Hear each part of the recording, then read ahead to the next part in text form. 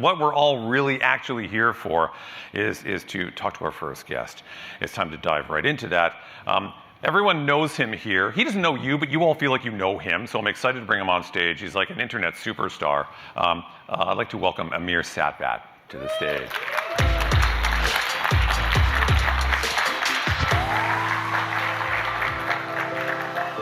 Here he is. Welcome. Thanks, Joe. Thank you very much. Nice hoodie. Where'd you get it? Oh, you know, XDS25, got to be there. Nice. I'm just going to catch up on some work, and Amir's just going to talk for a little bit. This is just some things I wanted to remind you. I've talked about him. So, Amir, you know, we're going to have time for everybody to answer some questions. We're going to kind of talk about a few things, but I encourage you all to ask Amir questions instead of being one of 10 million people that message him constantly on LinkedIn and ask him when he's going to save the world. So here's a chance to ask him when he's going to save the world in person, so you can get him to commit to doing that. So first off, welcome to Vancouver. Thank you. It's your first time actually getting around in here, isn't it? It is, and it's such a beautiful city, and this is really a great honor for me to be here. And I've heard about XDS for so many years through the eyes of so many friends, and I'm just so grateful to everyone for all the kindness they've shown me already and for taking their time to be here. It's awesome. Awesome. Well, we are delighted you made it, and the weather always cooperates. I don't know what Chris Wren and the team do, but they figure out the weather situation. It's always great at XDS. So one thing I think that's really become clear, I joke around about this all the time, but Amir, you really have become a kind of a beacon of hope in this embattled industry. You know, I know you haven't met the folks here, and I mentioned it before. I think probably the majority of this audience feel like they know you, right? And you've been sharing so much on your social media platforms. There's so much to talk about. But before we get into this stuff that you're doing that's so great for the industry, aside from being saddled with the pressure of saving us all, just two questions.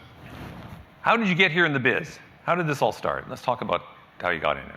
Yeah, well, it's an interesting story because it also informs where some of this community work came from. I have a pretty unconventional story for those who don't know it, which is I actually didn't get into the games industry until I was 38 years old. And all of that is mainly because of location. So my family is from the state of Connecticut. Coming out of college in 2004, as I did, there weren't, games opportunities around me. And so I didn't want to do it until I could do it from the East Coast around where I was. And so, I've been in BD strategy for 15, 20 years, but in healthcare and strategy. And finally, actually, this January will be 5 years I've been in the industry. I got my break because I was at Amazon and I was at AWS, and I was able to lateral into Amazon Games. And so I'm still so grateful to them for giving me that opportunity.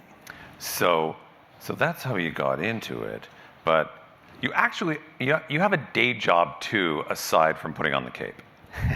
I do. Tell me about that. So I'm at Tencent Games in North America as a business development director. We have a great team of 10 people, including our sister venture lab. That's why they call it Tencent, right?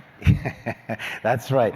And it's a great group of folks. And we're always looking at great opportunities for games, studio investments, IP, collaboration on projects. And it's not only a great day job, but I'm very lucky that they're so supportive of the community work that I also do. They think it's important. They support me being remote. So I really owe them a lot for being able to wear both of those capes. Yeah, that's actually pretty remarkable because I'm sure some of the folks in the crowd here are actually surprised you work at Tencent. They probably think it's just Amir all the time, and they don't know you actually have a real job, right? Yeah, no, well, I mean, it's a great luxury because I think we have a number of secret weapons that have helped the community go, but I think a big one, which I talk about all the time, is that our saying for the community is zero profit, infinite caring, and I've never made a penny. No one in the community has ever made a penny. No one in the community will ever make a penny, and I think people knowing that it comes from that aspect of pure altruism and caring is important, and I can do that because I can have comfort that the day job is secure. Right. Okay, so that's a little bit about where you came from and what's going on. Let's talk now. We're getting a bunch of topics I'd like to hit you with. So last time it was like, 24, was like make it to 25. And then it's like now we're in 25 and like it used to be it says thrive in 25. And some people are saying, oh no, it's now survive in 25 and everything in between. So from where you are seeing things, where you're looking at our industry, what are you seeing in terms of, everything from geographic terms to labor trend? Like what's your kind of headline here? Definitely. I mean, I think what's very interesting is, and this actually may be probably an important thing to say to everybody, our community obviously has the work that it does to help gamers or those wanting to enter games. But a very interesting byproduct of that is we probably have a richer source of data on games, labor, and employment than anybody in the world because of not only what we collect or produce ourselves, but the trust of hiring managers and recruiters at hundreds and thousands of organizations that share stuff with us that they may not share with everybody else or publicly. And so putting all of these pieces together gives a pretty unique vantage point. I think what might surprise people is, if you look at total games employment, to the best of my knowledge, from pre-COVID to now, we actually have more people than we did before.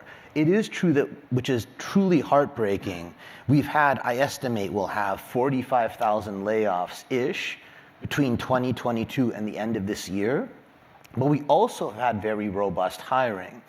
I think that the biggest storyline, and you and I could explore others, is, as you say, this geographic shift. I think it's tempting to have this boogie person of AI creating all the changes, but at least for now, could be different in 6 months, 12 months. My data suggests that is not a significant factor affecting employment outside of perhaps particular situations. What is much bigger is, if we look back to 2022 when I started tracking data, and even I have reasonable data up to a year or two before that, it used to be anywhere from 35 to 45% of open roles for games hiring in the world were located in North America. That number has fallen down to 25%. Remote roles used to be, when I started tracking, at 25, 30%. That number has fallen to about 15. And if you look at layoffs, 70% plus of the layoffs have been in North America, and 50% plus of the global layoffs in that 3-year period have been in California. And so I think all of this stuff depends upon your perspective of where you sit. If you're someone who sits in Eastern Europe or sits in China and other locations we could pick, you might be like, well, what downturn? Like, open roles are increasing and things are going very well. But obviously, if you're in North America or in one of the 5 hubs that have 60, 70% of the open roles, you're seeing a very, very different story. Yeah, I think the media tends to take a very North American approach to it, right? And I think that they say, layoff here, layoff there, and provocative headlines and whatnot.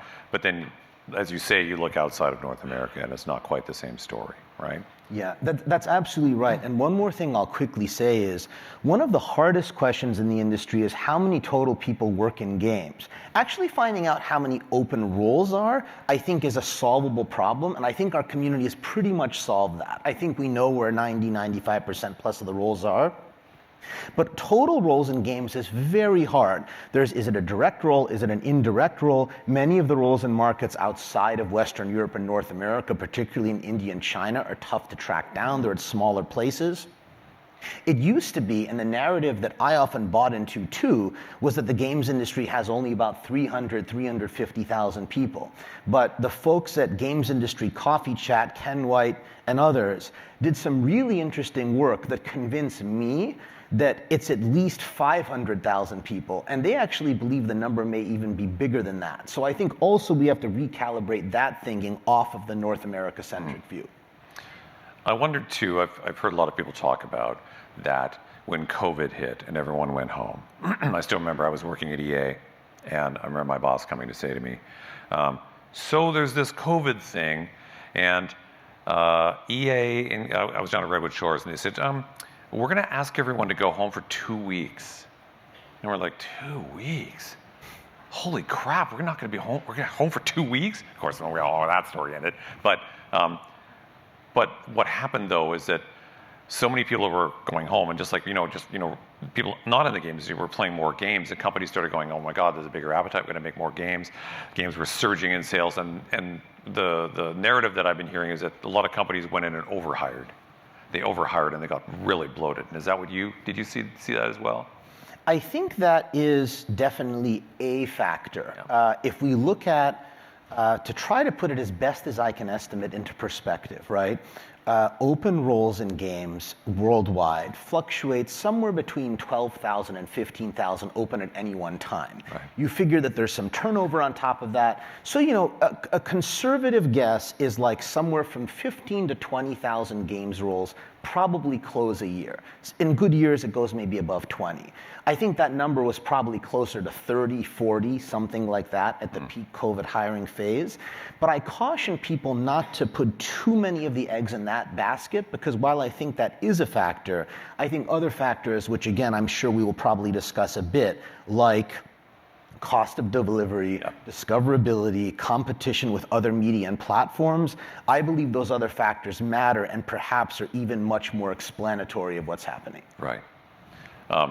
Perfect segue, because we talked about that earlier. I've been doing this a long time, and I remember when I first started, I looked at how much games cost to make, and then now I look at, 10 years ago, wow, they're really getting expensive, and now I look today how much games cost to make. And it's not every format, it's not every genre, but games, I think, sometimes cost way too much to make, and they take too long to make in some cases.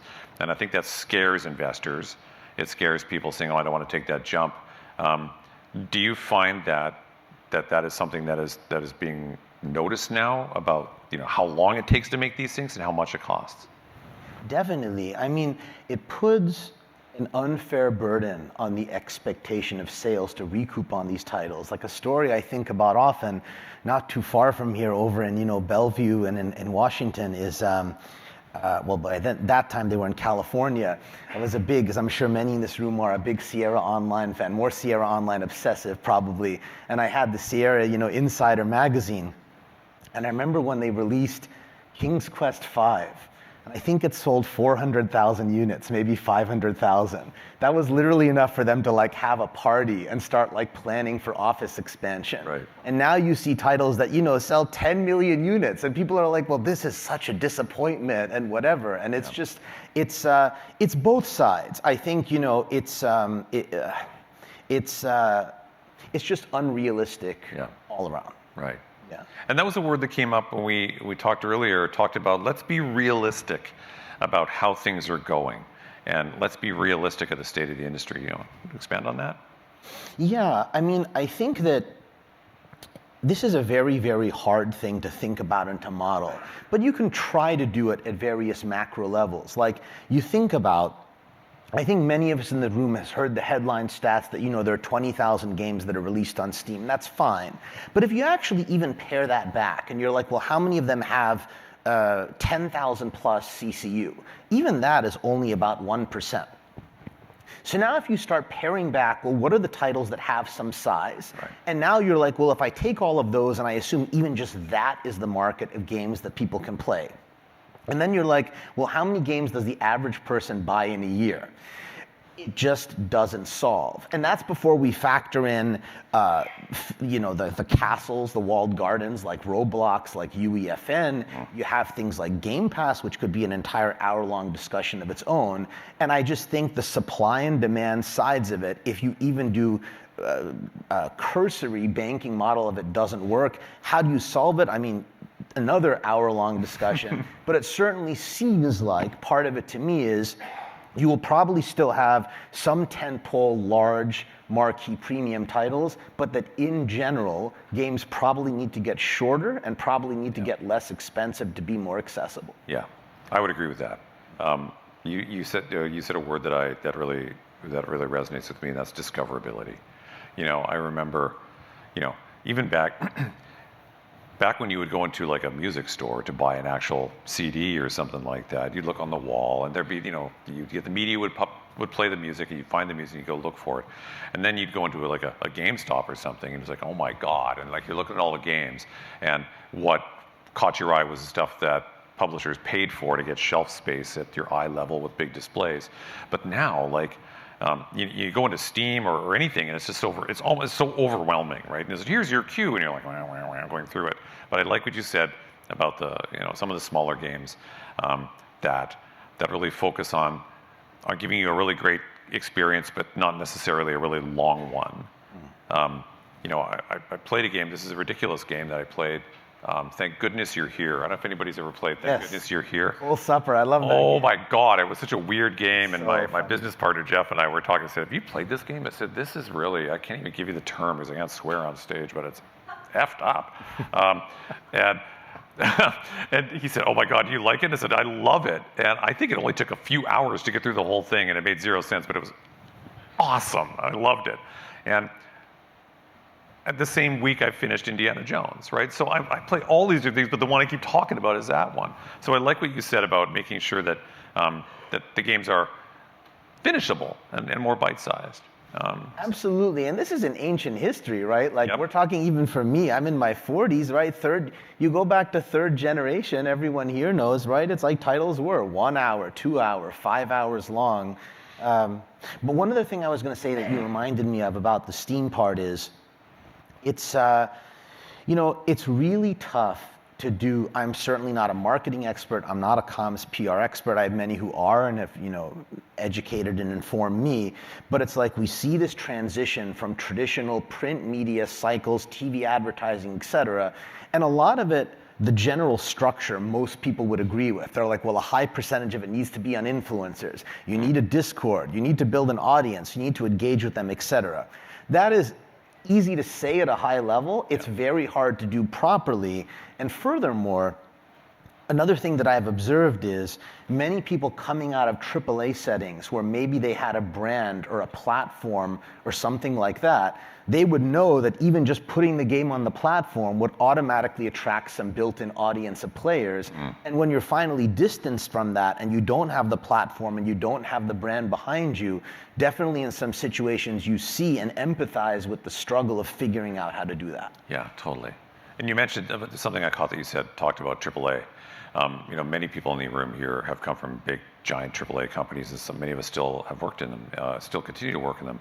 And it is, when you're in an airport and you get off the plane, you're walking along those moving sidewalks, and that first step you take off when you go back to normal walking, it's like, you get that really weird feeling, right? That's sometimes how I feel game companies can be when they go from big, giant, massive companies and they start a small company up.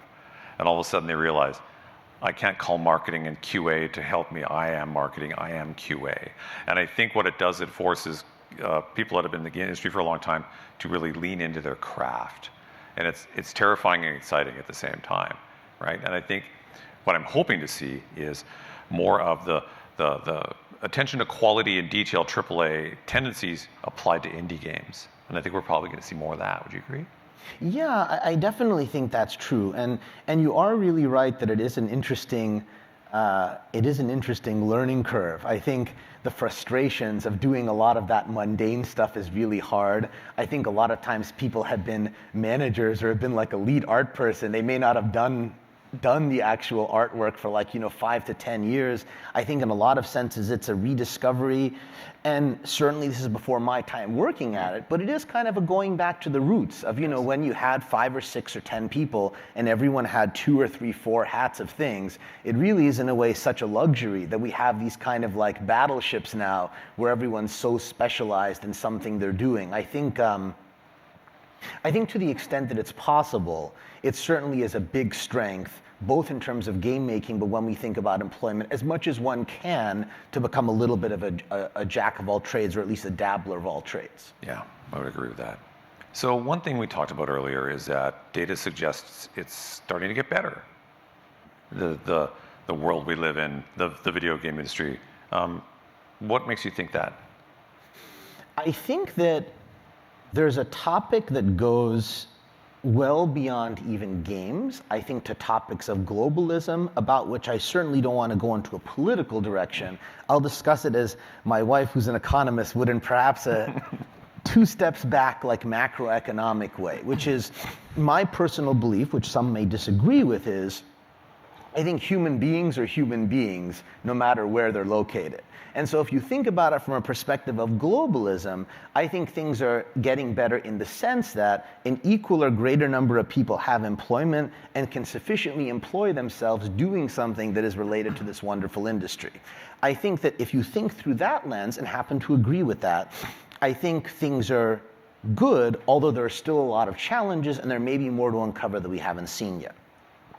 If you think about it through, again, a perspective of what is going on in terms of aggregate income or what is happening in that lens, it seems to me pretty clear that because of that trend, as again, outside of games, when you have a trend of higher cost markets like North America, which are 3, 4, 5x the cost of some of those markets which are lower cost markets, it's going to have a downward pressure that makes those things difficult. And if you're someone who's like 150 or 200,000 K producer, it might become increasingly difficult to sustain that when skill gaps are shrinking, and someone might be able to get $50 or $60 or $80,000 for that and be perfectly happy. So I see both sides of the coin, I empathize with both sides of the coin, and I think it plays back into those geographic trends that we were talking about. And I might say also, on the demand side, despite, again, many complexities, there's no question that any broad estimates suggest games consumption is not slowing down. It is accelerating and is getting much, much bigger and bigger. That's, again, the positive side of it. The other side of it to balance out is you could make a very reasonable argument that that demand is aggregating into smaller pockets that have a big share of stuff that's going on. So I think all of these things are a little bit nuanced, but I try to see the positive sides of everything while trying to help everybody with the tough sides. Right. Touching on that, as we tend to take such a North American viewpoint of the video game industry, because that's really where it got going, right? And and it's flashier and bigger and way more expensive. But it's, I think for people that have been employed in North America for so long, it's an eye-opener when they go to another country and they go, oh wow, they play video games too. And they make games too, and sometimes way better than some of the people that we've been relying upon to do it here. And more and more work is starting to pop up in other countries, as you say. I remember it was years ago, I got to go down to an event called EVA, and it was in Buenos Aires. And it was tiny. It was really small when I went. And there was a gentleman came up to me and said, oh, I dream one day of making video games. And I'm like, well, why can't you make video games? He said, well, you don't live in America. I'm like, well, you don't have to live in America. And that same person actually reached out to me like 11 years later and said, I remember when we chatted that day. And he said, I'm doing it now. That was an awesome moment. But it just shows that sometimes we have such a narrow lens in how we view the industry. And so as we start seeing the rest of the world taking a larger role in contributing to this industry, what are you seeing, what are some of the trends you're seeing in some of those other countries? Is it co-dev? Is it just outsourced? Is it full dev? What are you seeing? I think that it is slowly transferring into everything is becoming more the same. Right. You know, what's interesting, and I will directly answer that, is it's Sure. funny to your point that also, like, on the demand side, you reminded me of when I was at Prime Gaming, we looked at what are game preferences in different countries. Right. And you know, occasionally something will pop up that has a specific geographic feel. But the truth of the matter is 80-90% of what people like in Brazil is what they like in North America, yes. Which is what they like in, like, Portugal. It's not that different. I think similarly on the supply side and the talent side, everything is just equalizing. I think that you had more co-dev, ex-dev operations. I think people get more confidence, and I think the evolution keeps happening. Now, they do get that confidence to have their studio or have their own development, and I think oftentimes you can look back at places that have done that, and there often is a catalyst moment that maybe is one big title that really gives people the confidence. So, you know, if you look at Poland, when Witcher started to hit, clearly a big confidence move. If you look at China, which I clearly think about working at Tencent, Sure. There's no question that Black Myth Wukong had a very big impact on giving people confidence that they could do their own games. And I think one of the offshoots of that, which is interesting, is people also, I see more confidence in non-Western Western Europe, North American markets, people having confidence making their own IP. It used to be that the big land was, oh, there's an established Western IP. We can get some opportunity to develop a game off of that, fantastic. But now it's like, no, the big thing that all the big studios or aspiring studios want is we want to make our own IP, and like we can do it, like why not? Yeah. I like what you said about some, like, you know, Poland, for example. There's so many vibrant gaming hubs in the world that just don't get that kind of like front page acknowledgement. And you know, and I also like what you said is that people like games just like everybody else, right? It's like, oh, I'm in Buenos Aires, and I only like playing games about Evita Peron. It's like, no, that's not how it works, right? It's like everybody likes playing different things. Yeah. And with the companies having more access to market their products, I think it's probably much easier for them to say, hey, this is a cool game that we got, and they can appear as like, oh, we just made this game. It doesn't focus on where it was made. It just talks about the quality of where it's made. It's just quality for sure. I mean, what's super interesting is, and I know critical rating is not the same as revenue, right, but if you look at now versus the early aughts, about 20 plus years ago, 20 plus years ago, of the top 25 critically rated titles, maybe like 3 or 4 of them were indie titles. Now, in the past few years, it is typical for 50 to 70% of the titles to be indie titles. And it is also not like typically large indie kind of carve-outs or stuff like that. Yeah. It's more stuff that's, truly kind of independent spirit stuff, like, Blueprints or Balatro or these types of things. And so I think, again, everything has 2 sides to it. I think one of the sides is it is very crowded, but the very exciting thing is like, yeah, anybody can figure it out anywhere with any set of tools. And I think about that a lot because certainly, again, in the double-sided part of it, I spend an enormous amount of time thinking about early career people and having a lot of empathy for the many, many challenges and increased barriers they perhaps have to entrance than many of us did at the different times we got into the industry. But at the same time, there's something very exciting about the fact that like the market doesn't care if you're a 21-year-old person.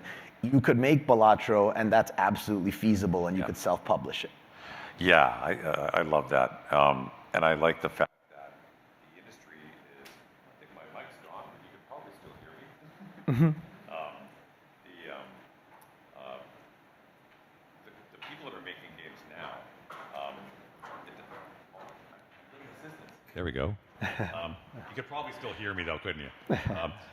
The people, the crowd that are playing the games now, they don't have that, I'll call it baggage of having to rely on those big, giant AAA mega monster games.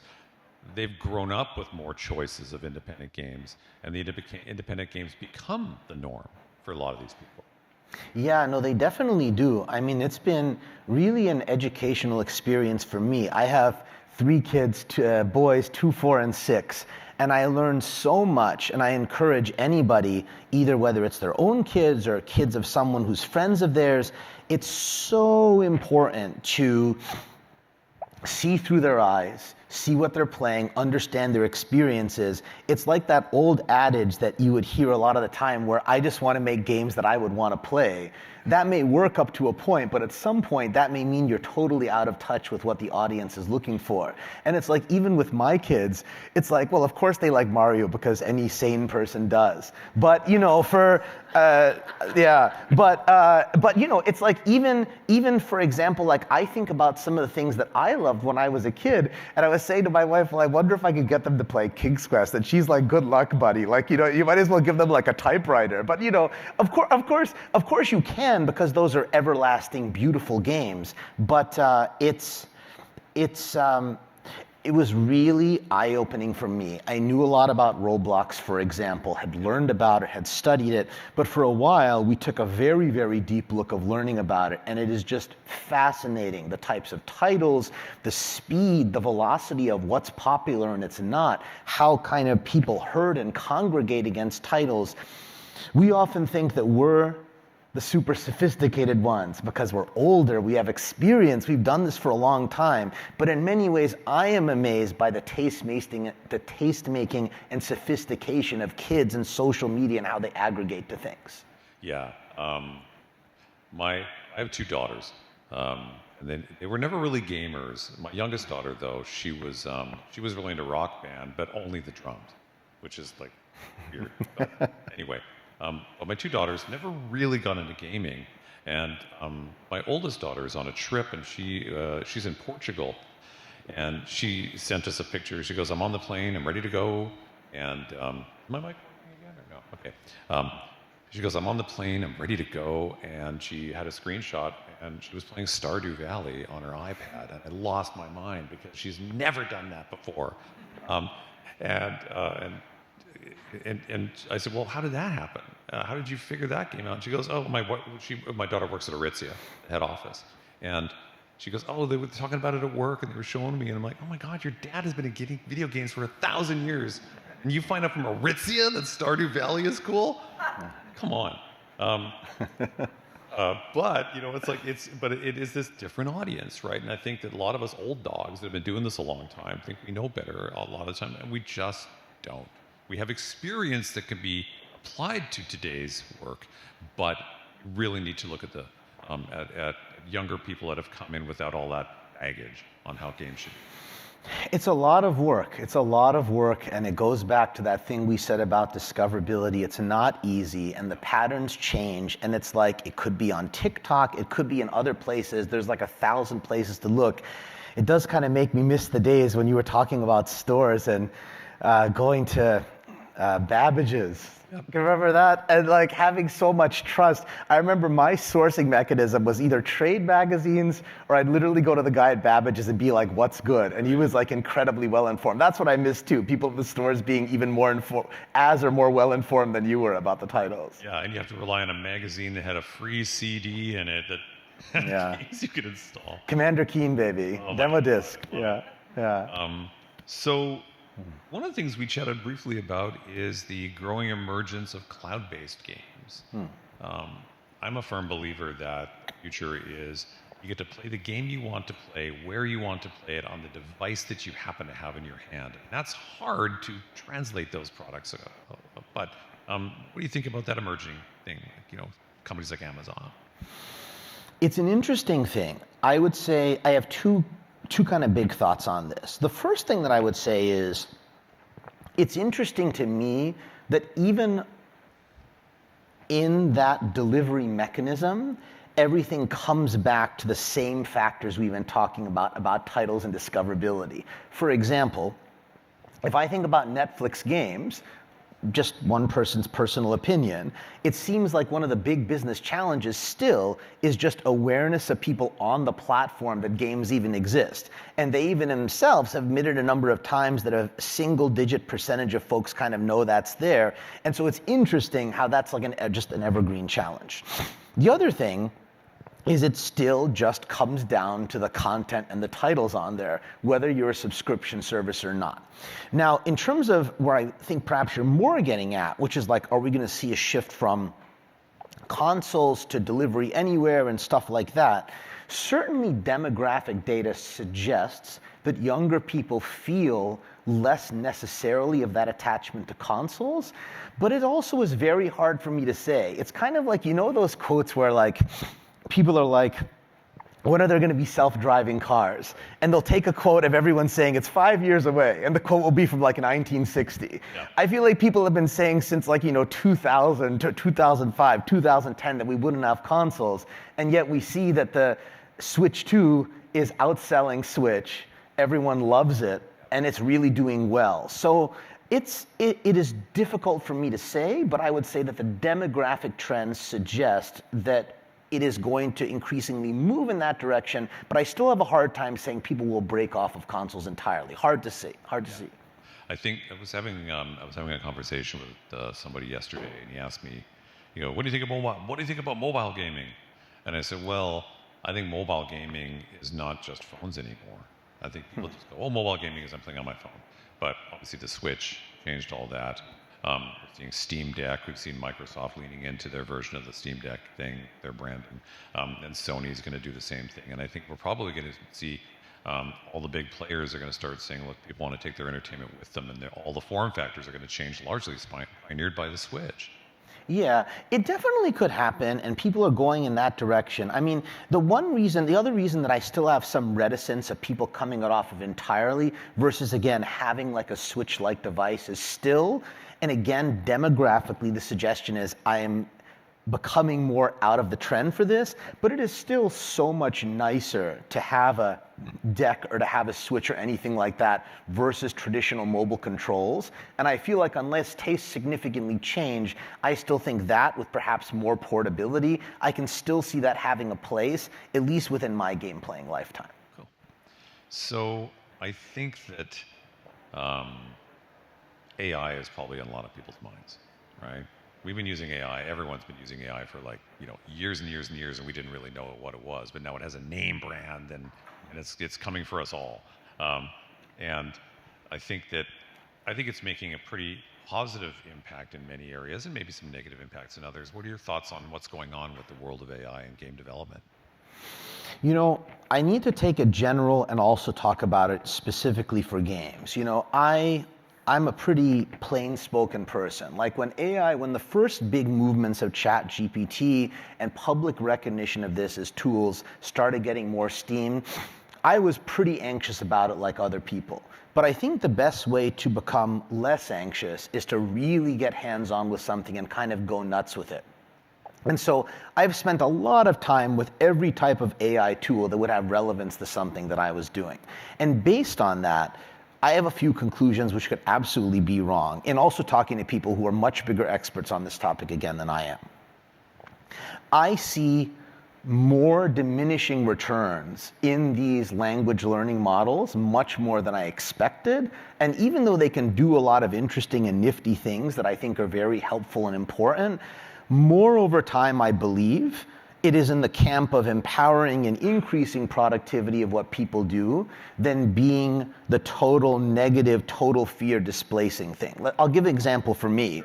In the realms of like business and strategy and finance that I've worked in, when I first used ChatGPT, I made a list of 10 things that I wanted to see if ChatGPT could do capably.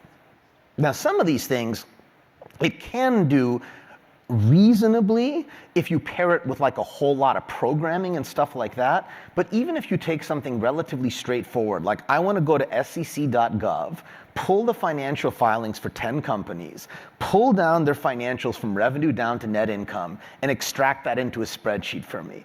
It absolutely can't do that. It can't do it accurately, it can't do it scalably, and the amount of work on the back end you have to do for it is pretty tricky.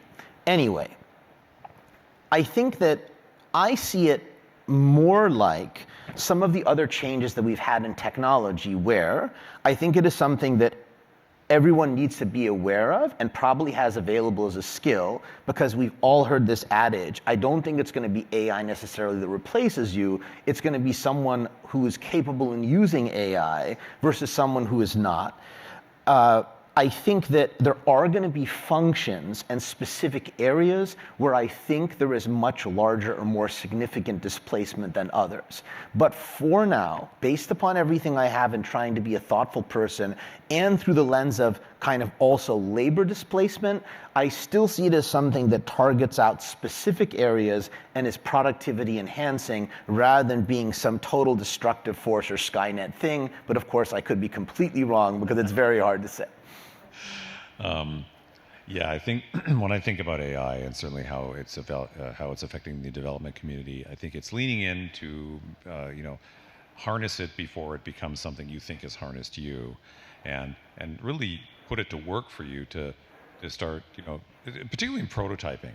I think trying to streamline processes so it can get to something that you still need the hands-on, right? I think that obviously the art community has been really feeling it, but AI art, when you see it, it just looks like AI art. There's just nothing close to what the real capable artist can do. Yeah, and I should be clear. I think some things are completely inappropriate and wrong and perhaps even illegal, and I don't believe and have never believed in copying off of generative AI off of other people's work and things like that. I think that goes without saying. Maybe it doesn't, but let me say that. There are definitely limits and exclusions that I think are totally inappropriate. Yeah, I think it's really important. I know that at Timber we right away said we are not going to use this in any of our art areas in terms of creating anything, not even for a pitch deck. Because we felt that just cheapens and steals, right? So, okay. So people know you now a little bit better, that, where you came from, and that we all know you're a ridiculous Nintendo fanboy, and we know you are. I love that about you.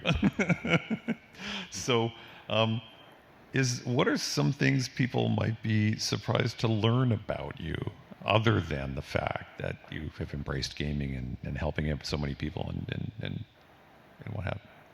Well, something that maybe might be interesting is, I think a lot of people maybe don't know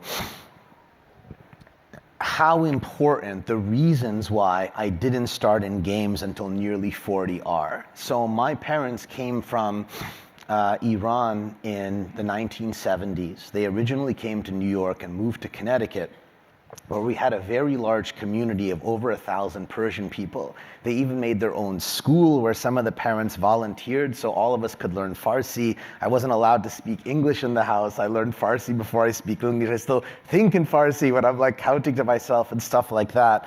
And being an only child, my relationship with my parents, my relationship with my grandparents, I have 19 first cousins.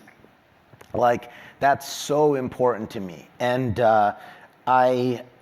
I think every prism of my life, other than being defined by Nintendo, no, I'm just kidding. Every prism of my life can be defined through the fact that being close to family, being close to my culture, the fact that life at home comes first, the fact that even I'm talking to you, I'm thinking this week was my kids' first week of school and I wonder how they're doing. That lens of kind of values and empathy and humanism defines probably me more than anything, and also how I try to treat other people. I love that. So I have no regrets that I didn't work in games until 38, because it wasn't really a choice. I wasn't gonna, and again, this is not a judgment of anyone else. Everyone has to make their own personal decision. But like, I wasn't gonna break my parents and grandparents and community's heart by moving away. Right. One thing about Amir, that I have noticed on the show floor, that, well, for one, everyone thinks they know you, but two, you make them feel like they know you. You don't treat them as like, oh God, here comes a greasy handshake. What's happening here? It's never appeared to be that. And I've watched you, because I've seen you walking around the room, and people come up and they're all excited and they want to hug you and stuff. And I think that's awesome. This is the first time I've actually met Amir in person. We've spoken a couple of times on Zoom calls to prepare for stuff like this, and and I reached out to him initially when we were going through what we were going through at Timber, and super supportive and amazing, and like, he's kind of the real deal, all right? And I think that people should know that that's something pretty awesome about you. Thank you so much. Thank you. Thank you. Thank you. The truth is, the greasy handshakes are the smoothest ones. Yes, they are. Yeah. Yes, Yeah. The thing I found is that it's usually that's somebody quite nervous that is meeting you, and I think you try to put them at ease. Just, some of the best conversations I've had were not someone hustling me, trying to get me to buy their service. It was just someone that just wanted to talk about games. They just wanted to talk about the industry or what have you. And I think that's what I really like about this particular event at XDS. There's no double guns. There's just none of that here. It's just very honest and genuine. So that wraps up the Joe and Amir show.